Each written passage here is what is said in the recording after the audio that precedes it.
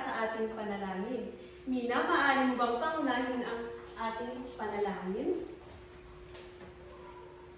Angel of God, my guardian dear, to whom God's love commits me here, ever this day be at my side, to light and guard, to rule and guide. Amen. Amen. Ngayon, bago kayo maupo, maaari niyo bang pulutin ang mga kalat sa ilalim ng inyong upuan at mamaya ibabasura ninyo ito sa tamang basurahan. Maaari na kayong umupo. Ngayon, may takdang aralin ba tayo noong nakaraan? Wala po, Guro. Kung gayon, ay ibabahagi ko sa atin ang ating alituntunin. Maaari mo bang basahin ang mga salita na may kulay yellow? Mabuti. At ang kanyang acronym M stands for Magpakita ng respeto. A. Alagaan ang kapaligiran. B. Bigyang pansin ang aralin. U. Umiwas sa masasamang gawain. T. Tulungan ang kapwa. I. Isapuso ang pagiging magalang. Tama. Ang M, magpakita ng respeto.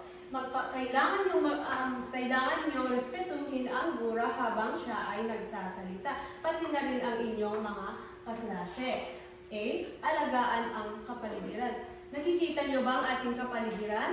Opo. Ang mga ito, di ba gamit? Opo. Kailangan natin silang alagaan. B. Bigyang pansin ang aralin. Habang nagsasalita siguro, kailangan nyo makinig. Huwag kayong makipagdadalan sa inyong mga kaklase. U. Umiwas sa masasamang gawain. Kailangan nyo makipagkaibigan sa inyong mga kaklase. Huwag kayong makipag-away, ha? Okay po, Guro. T. Tulungan ang kapwa. Kayong mga mag-aaral, kailangan nyo magtulungan nang sa gayon ang bawat aktibidad na ipapagawa ni guro ay matatapos niyo sa tamang oras at ay isapuso ang pagiging magalang. Kailangan natin maging magalang tulad ng paggamit ng po at opo. Intindihan po ba? Opo, Guro. Ngayon, noong nakaraang araw, natalakay natin ang pang-uri. Ano nga ba ulit ang pang-uri? Yes, Mina? Guro, ang pang-uri po ay naglalarawan sa pangalan. Tama. Ang pang-uri ay naglalarawan ng pangalan o panghalik. Ngayon, may ipapakita akong dalawang pangungusap. At gusto kong basahin ninyo ito ng maayos at sabihin kung saan dito ang naglalarawan. Unang salita. Maganda si Ana. Saan ang naglalarawan dito? Maganda. Tama, maganda. Number 2. Masipag si Lito. Masipag si Lito. Saan dito ang naglalarawan? Masipag. Sa dalawang pangusap, ano yung mga salitang naglalarawan? Maganda at masipag. Tama.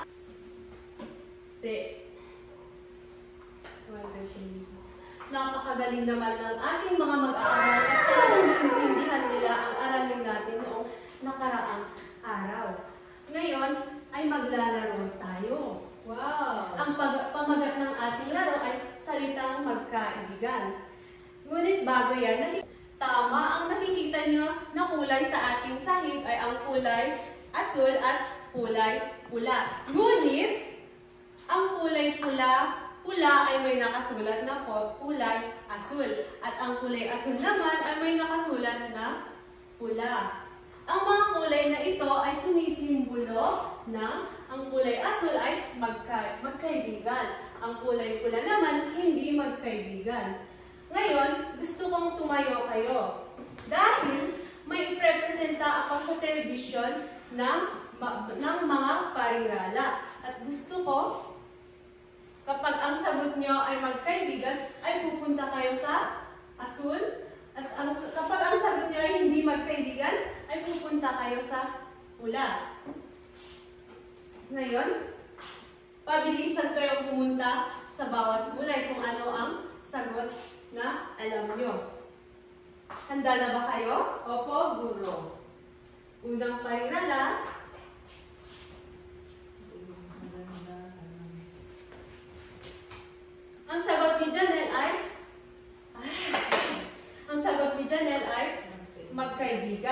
kay Mina naman hindi magkaibigan. Tignan nga natin kung sino sa kanila ang may tamang sagot.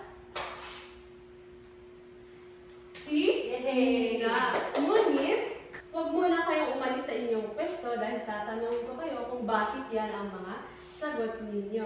Unahin natin kay Janelle kung bakit magkaibigan ang sagot niya.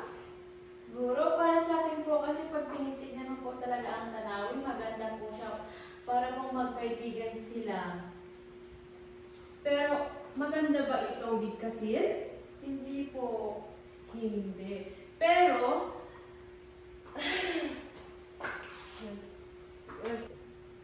nice try, Janelle. Ngayon, pakinggan naman natin ang sagot ni Mina kung bakit hindi magkaibigan ang kanyang sagot. Hindi po magkaibigan yung talata dahil parang hindi po siya kumpleto. Kailangan niya pa po ng titik.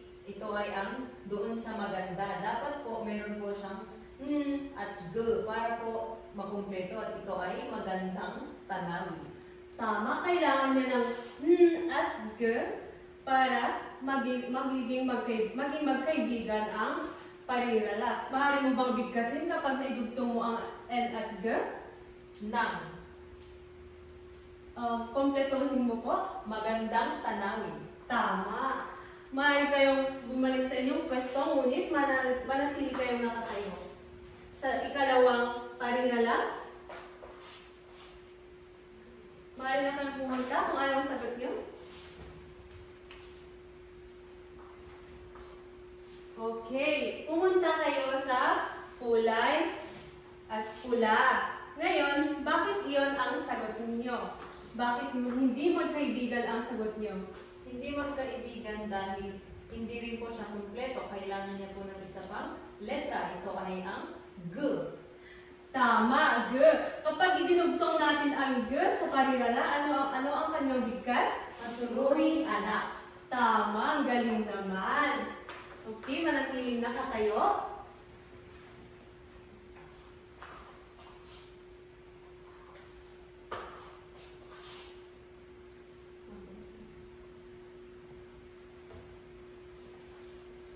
Maaari niyo bang basahin ang parirala? Mabait na guro. Magkaibigan ba ang parirala na ito? Oo. Tama. Sa ikaapat naman,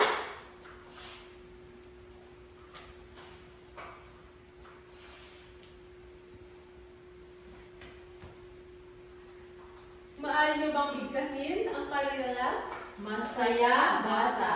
Magkaibigan ba sila o hindi magkaibigan? Hindi po. Nakikita ko naman na pumunta ka sa kulay pula na hindi magkaibigan. Ngunit, bakit kaya yan ang sagot ninyo? Hindi siya magkaibigan dahil maganda. Ano po ulit yung dahil kulang din po siya ng letra. Kailangan niya din po ng at g para po mabuo siya ng gusto. Tama. Kapag idinugtong mo ang at g sa parirala, ano kaya ang magiging bigkas? Masayang bata. Tama. Bigyan nga natin ang ating mga sarili ng pak bet clap. 1, 2, 3. 1, 2, 3. Pak na pak, bet na bet. Maaari na kayong umupo. Pause. Go. Magkaibigan po ito. Panghuling parirala.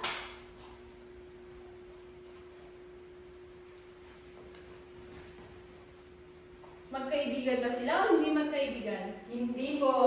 Tingnan nga natin. Hindi magkaibigan. Ngayon, bakit yan ang sagot ninyo? Dahil hindi rin po siya kumpleto. Ano kaya ang maaari natin idugtong?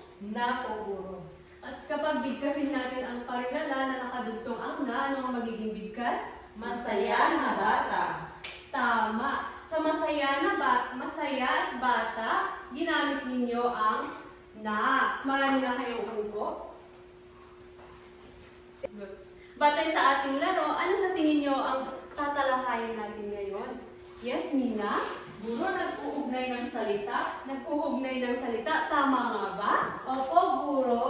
Tignan nga natin. Tama. Ang tatalakayin natin ngayon ay ang salitang pang-angkop. Ngunit bago yan, ay babasahin ko muna ang ating layunin.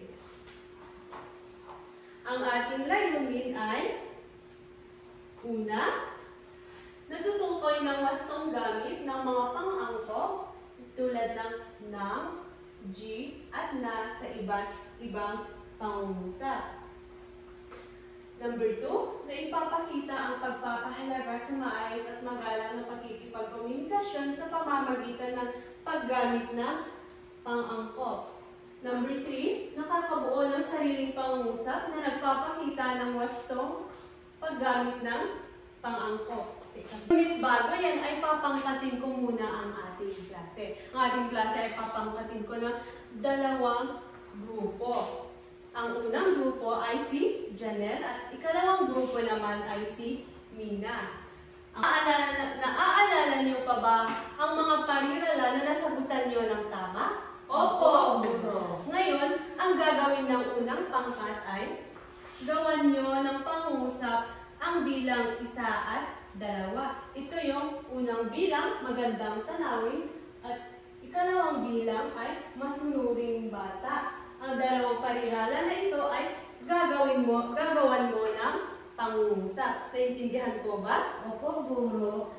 Sa ikalawang pangkat naman, pipili kayo sa bilang na 3 at 4 na bilang kung ano ang gusto niyong gawan ng isang saknong na tula. It's either, hindi. Maaari. Maaaring ito ay mabait na guro o masaya na bata. Naintindihan ko ba? Opo, guro. Ngayon, bibigyan ko kayo ng 10 minuto para gawin ninyo ang pangkatang gawain natin. Pagkatapos ng 10 minuto ay inyo iprepresenta. Naintindihan ko ba? Opo, guro. Okay.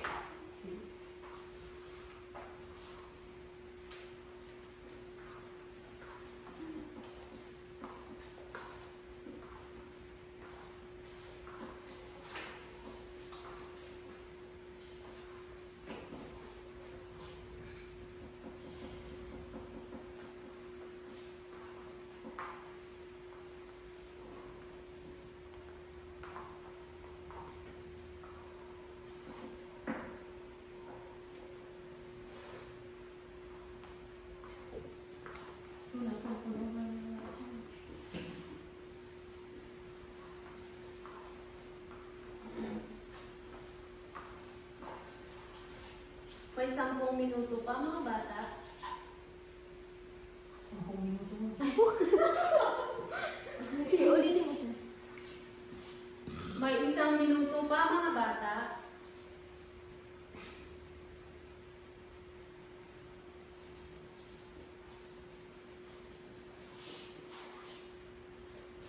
Tapos mo. Tapusan niyo na. Time's up! Time's up! Tapos na. Tapos na ang 10 minuto mga bata. Maaari nyo lang ipresenta ang inyong mga ginawang aktibidad. Mauna ang unang pangkat. Maaari ka bang pumunta dito sa harapan? At ibasa ito ng malakas. Ang unang bilang po ay magandang tanawin. Sa likod ng aming bahay ay makikita natin ang magandang tanawin.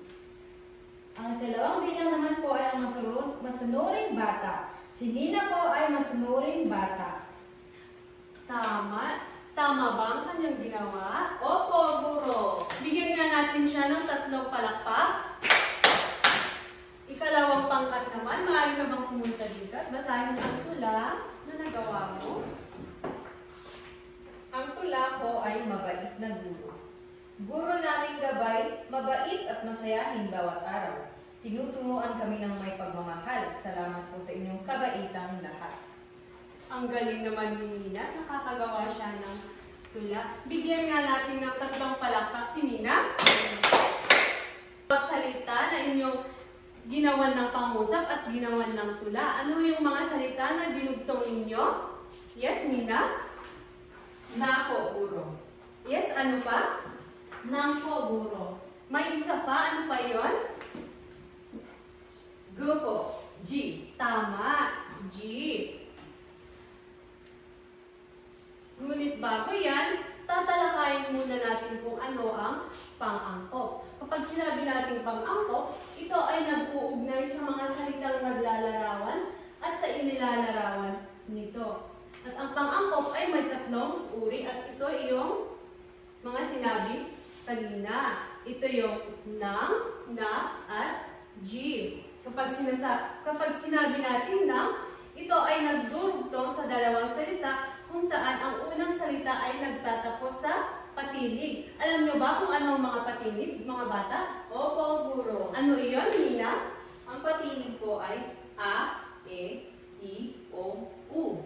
Tama. Dinudugtong lang natin ang salitang nang kapag ang unang salita ay nagtatapos ang letra sa patinig. Halimbawa, maganda plus nang plus tanawin.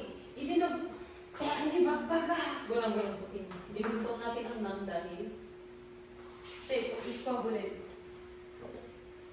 Idinugtong natin ang nang dahil sa salitang maganda ay ang huling letra nito ay nagtatapos sa patinig. Maganda plus nang plus tanawin equals Magandang tanawin. at sa pang-angkop, sinabi dito na ito ay nag-uugnay sa mga salitang naglalarawan at sa inilalarawan nito. Dito sa parirala ay ang salitang maganda ay siya ang naglalarawan. At ang nang naman, ito yung isang uri ng pang-angkop. At ang tanawin naman, ito yung inilalarawan ng maganda. Tama ba? Opo. Maaari ba kayong magbigay ng isang halimbawa? Maaari ba kayong magbigay ng halimbawa? Yes, Mina? Masayang guro. Masayang guro. Saan doon ang naglalarawan? Masaya. Tama. Saan naman ang inilalarawan? Siguro. Tama. Ngayon, dumako naman tayo sa na. Kapag sinasabi natin na, ito ay nag-uugnay sa dalawang salita kung saan ang unang salita ay nagtatapos sa katinig maliban sa L. Alam niyo ba ang katinig? Opo, guro. Ano ang mga iyon? Yes, Nina?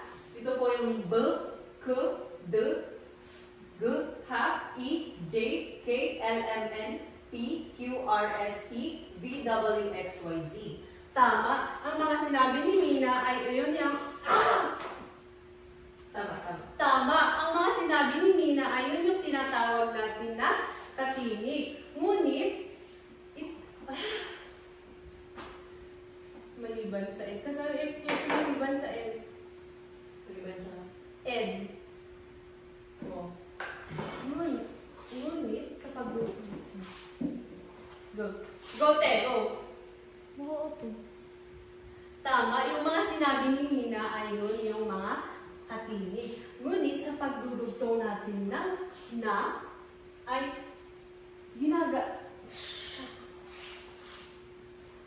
ngunit sa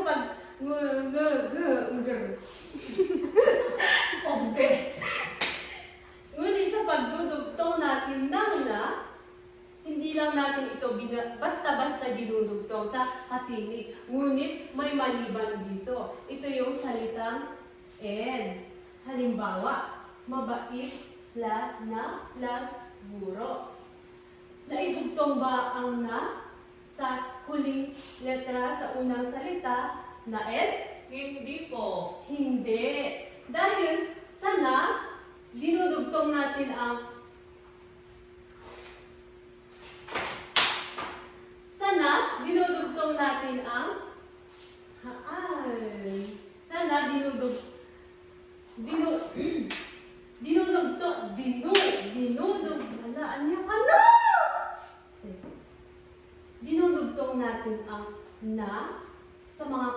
ulit maliban lang sa N. Naintindihan po ba? Opo. Gayun din sa nang may naglalarawan at inilalarawan din doon. Ngayon, maaari ba kayong magbigay ng inyong halimbawa? Yes, Janelle? Mabait na bata. Ay! Masipag. Magaling mga bata at naintindihan nyo ang bawat uri ng pang-angkop. Ano nga ulit yung tatlong uri ng pang-angkop? G. Tama. Ngayon ay may inihanda akong 5 pangungusap. At ito ay wala ka hindi. Ngayon na alam na ninyo kung ano ang pang-angkop, ay mayroon akong tapos ulit. Ngayon na alam na ninyo kung ano ang tatlong uri ng pang-angkop at kung saan ito gagamitin, ay may inihanda akong 5 pangungusap. Ipapakita ko sa television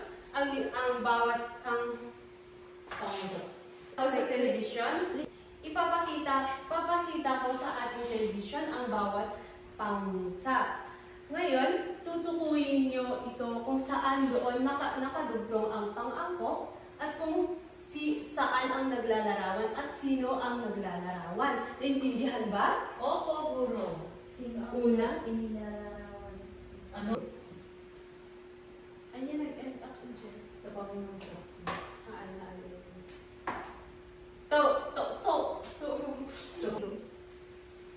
Ngayon, ay may hinihanda akong mga pangusap dito. At gusto kong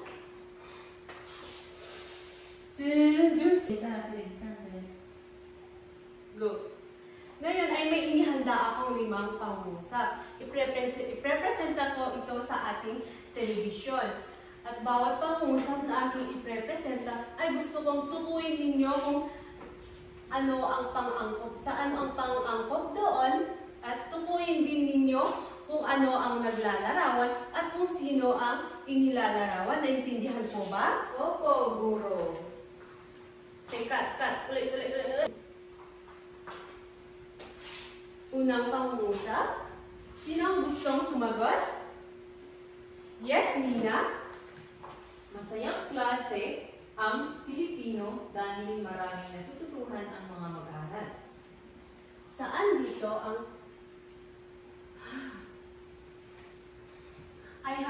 wrong the instruction ko.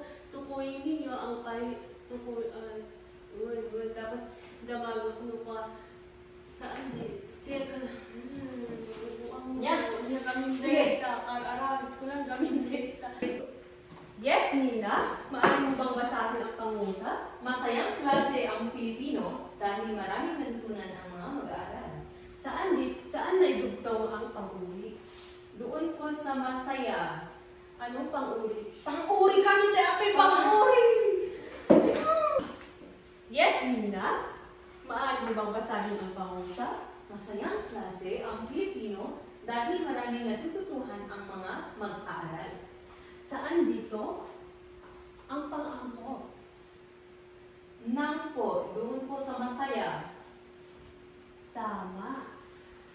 May dugtong ang nang dito sa masaya.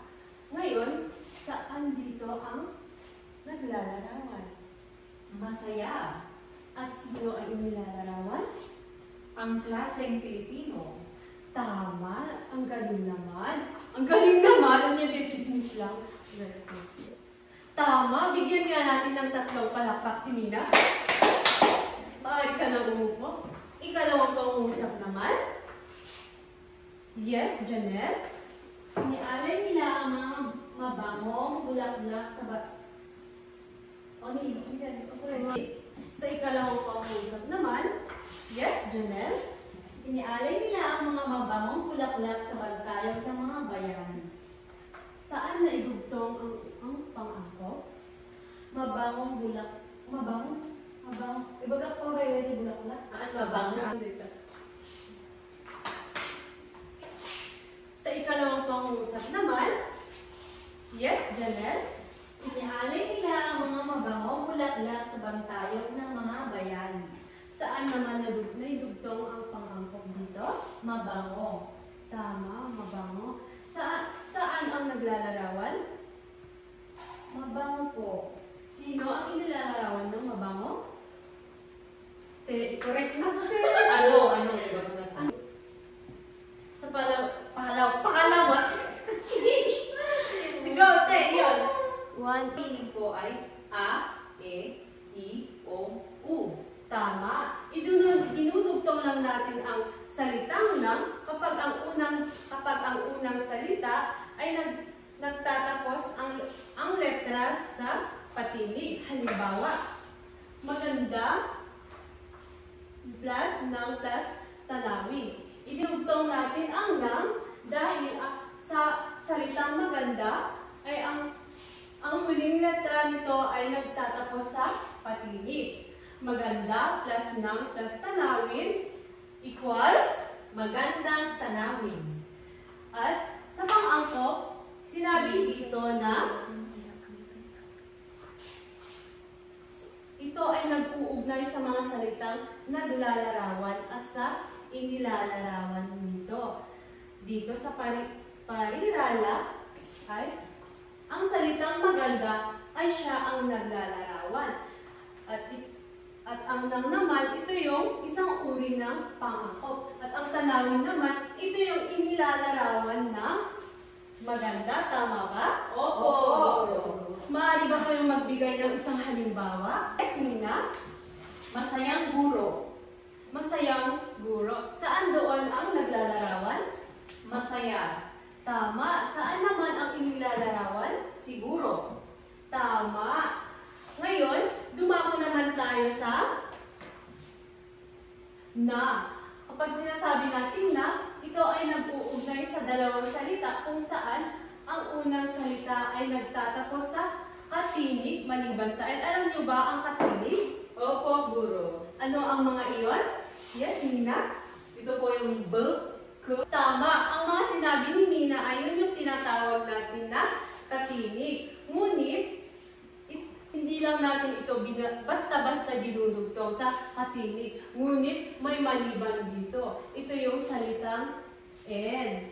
Halimbawa, mabait plus na plus guro. Naidugtong ba ang na sa huling letra sa unang salita na N? Hindi po. Hindi. Dahil dinudugtong natin ang na sa mga katinig maliban lang sa N. Naintindihan po ba? Opo. Gayun din sa nang may naglalarawan at inilalarawan din doon. Ngayon, maaari ba kayong magbigay ng inyong halimbawa? Magaling mga bata at naintindihan nyo ang bawat uri ng pang-angkop. Ano nga ulit yung tatlong uri ng pang-angkop? Na, g. Tama. Ngayon ay may inihanda akong 5 pangungusap. Iprepresenta ko ito sa ating telebisyon. At bawat pangungusap na aking iprepresenta ay gusto kong tukuyin ninyo kung ano ang pang-angkop. Saan ang pang-angkop doon? At tukuyin din ninyo kung ano ang naglalarawan at kung sino ang inilalarawan. Naintindihan po ba? Opo, guro.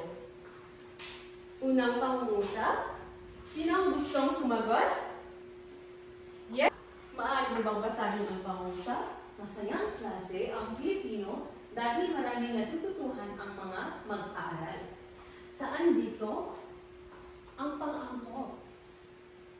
Nang po, doon po sa masaya. Tama. May dugtong ang nang dito sa masaya. Ngayon, saan dito ang naglalarawan? Masaya. At sino ay inilalarawan? Ang klaseng Pilipino. Tama. Sa ikalawang pangungusap naman, yes, Janelle? Inialay nila ang mga mabangong bulaklak sa bantayan ng mga bayani. Saan naman naidugtong ang pang-angkop dito? Mabango po. Mabango. Saan dito ang naglalarawan? Mabango po. Sino or ano ang inilalarawan dito? Bulaklak po, guro. Tama. Ngayon naman, dumako naman tayo sa ikatlong pangungusap. Yes, Mina? Malawak na palaruan ang paboritong lugar ng mga bata sa aming paaralan. Saan dito ang pang-angkop? Na, Guro. Na. Saan naman ang naglalarawan dito? Malawak. Sino or ano ang inilalarawan? Palaruan po.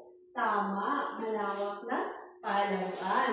At ikaapat naman na pangungusap? Yes, Janelle? Matatag na pamilya ang sandigan sa oras ng problema. Saan dito ang pang-angkop? Na po. Na. Saan naman ang naglalarawan dito? Matatag po. Sino ang or ano ang inilalarawan?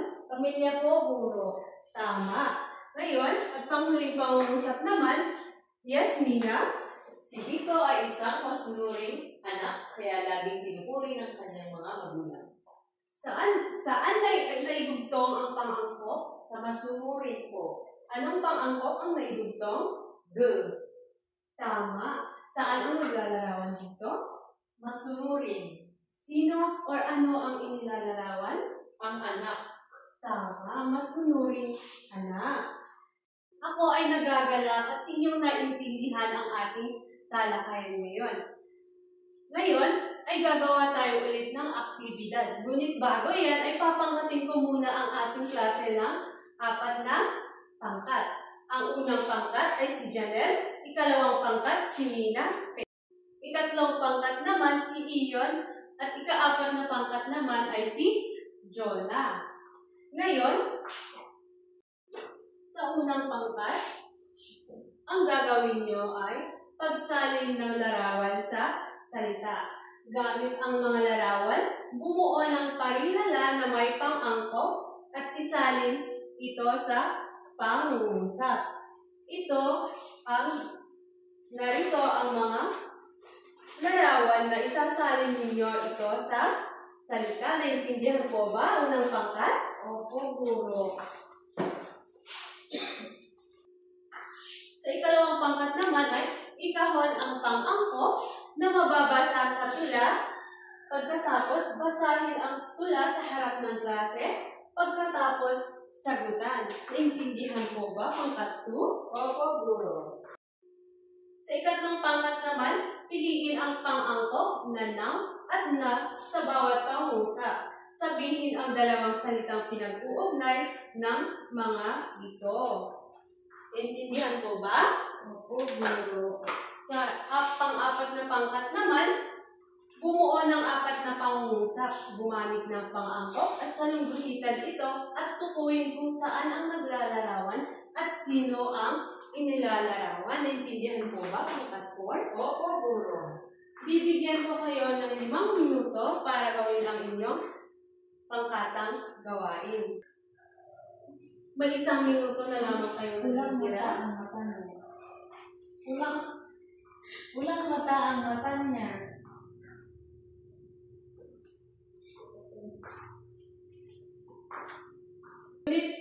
Ngunit bago yan, ay prepresenta ko muna ang ating pamantayan. Sa nilalaman, kapag Tapos na po ba mga bata? Opo, Guro. Ngayon, maaari nyo nang ipresenta ang inyong mga ginawa. Mauuna ang unang pangkat.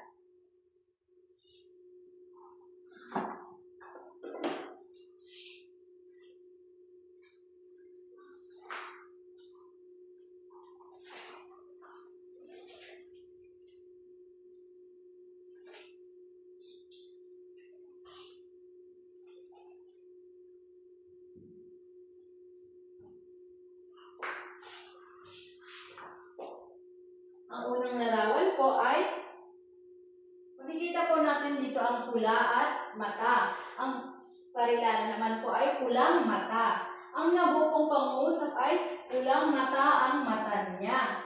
Sa ikalawang larawan naman po ay nakikita po natin dito ang natutulog na bata at natutulog na aso. Ang parilala naman po ay tulog na aso. Ang nabukong pangungusap ay tulog ang aso niya kanina. Sa pangatlong larawan naman po ay makikita natin dito ang tuyo at dahon. Parirala naman po ay tuyong dahon. Ang pangungusap naman na nabuo po ay may mga tuyong dahon sa bakuran namin. At ang panghuling larawan po ay makikita natin dito ang kulay dilaw at kulay dilaw din po na prutas. Ang parirala naman po ay dilaw na prutas. Ang nabuo pong pangungusap ay maraming dilaw na prutas sa kanyang basket. Yun lamang po. Ang galing naman magpresenta ng unang pangkat. Ngayon ay pupuntusan naman natin ito base sa pamantayan. Sa nilalaman, tama ang kanyang bawat isinulat, kaya bibigyan natin siya ng 5 puntos. Sa kooperasyon naman, bibigyan natin sila ng 3 puntos.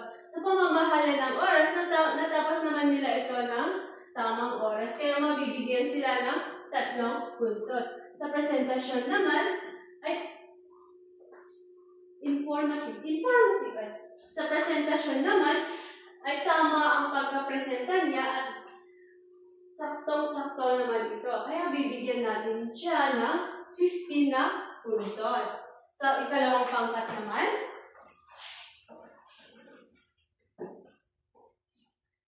Dito po sa tula ay may 4 na pang-angkop. Ito ay ng 3 nang at 1 G. At ang tula po ay, tayong lahat ay Pilipino, bansang Pilipinas ang siyang idolo. Ipinagmamalaki sa buong mundo, sa isip, gawa at salita.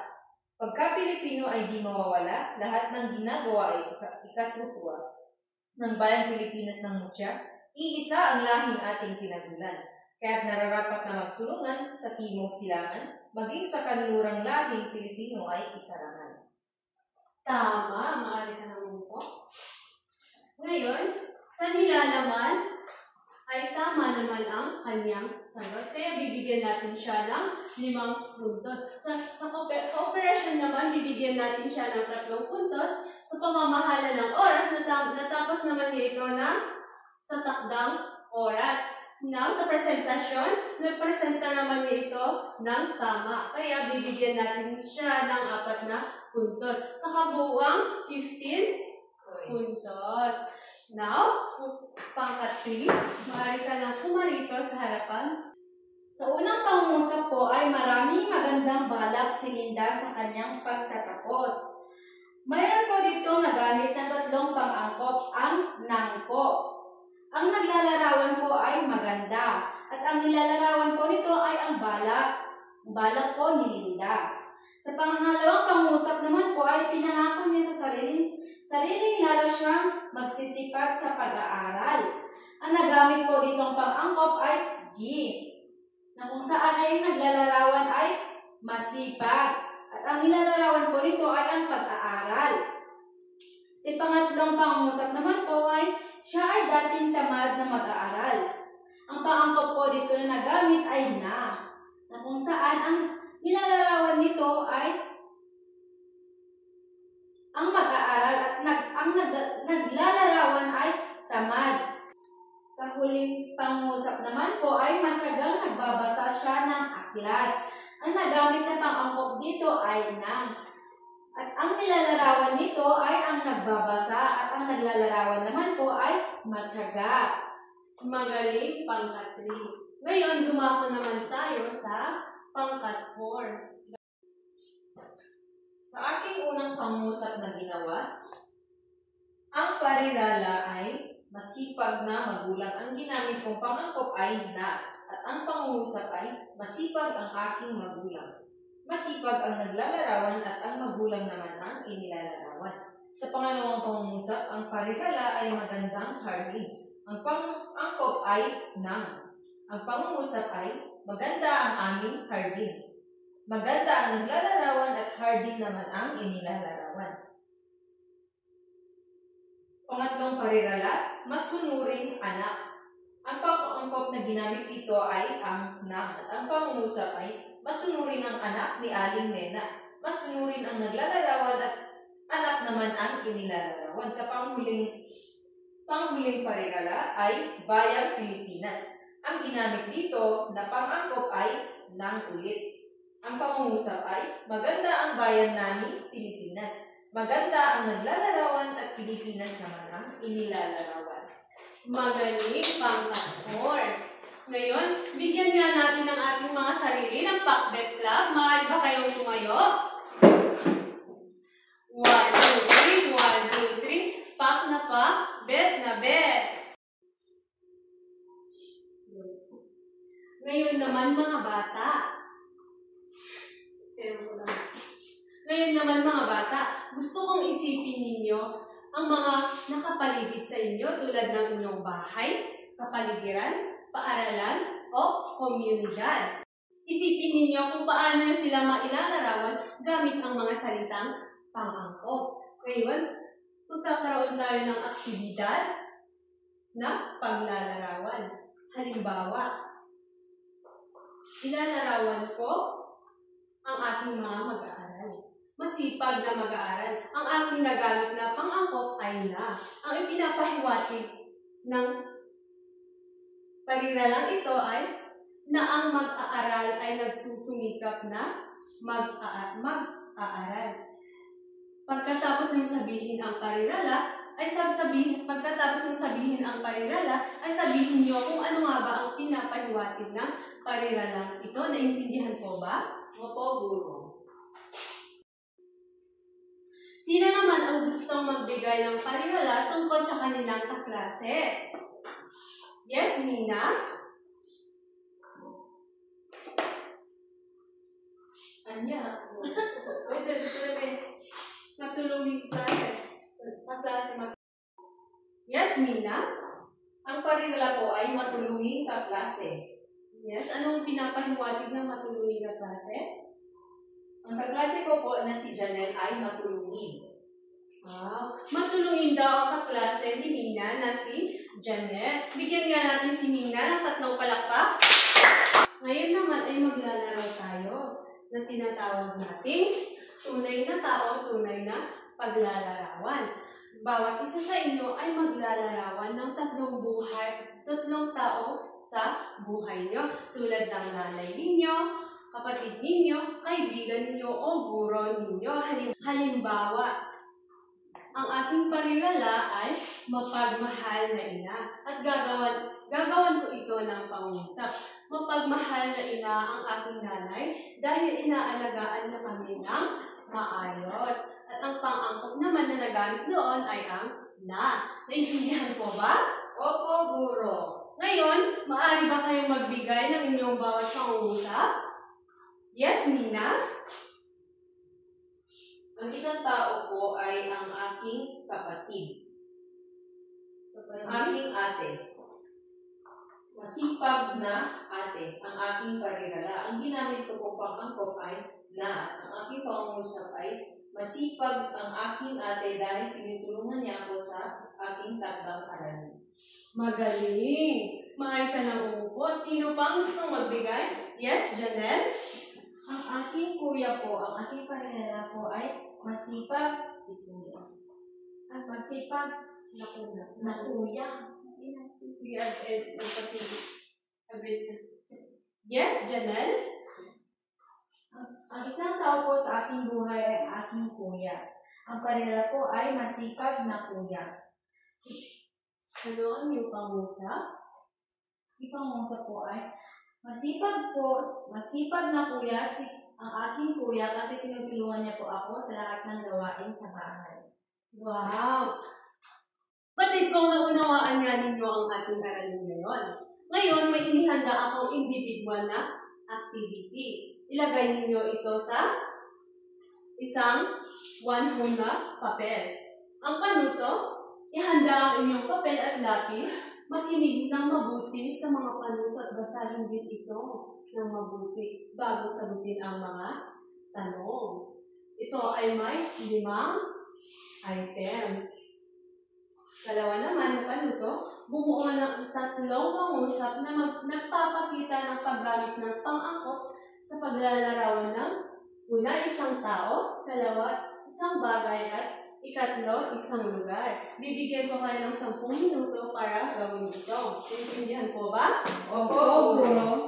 Para naman sa ating takdang aralin, ay isulat sa kwaderno ang 5 pangungusap tungkol sa iyong pamilya, kaklase o komunidad at na gumagamit ng tamang pang-angkop. Sa bawat pangungusap, ibuhit o idikit ang larawan ng tao o bagay na iyong inilalarawan. Maaaring simple stick figure o larawan mula sa diaryo. At ilagay ang pamagat, ang aking magandang mundo. Naintindihan po ba? Opo, Guro. Ito inyong ipapasa sa susunod nating pagkikita. Okay po, Guro. Maaari ba kayong lumayo? Maraming salamat at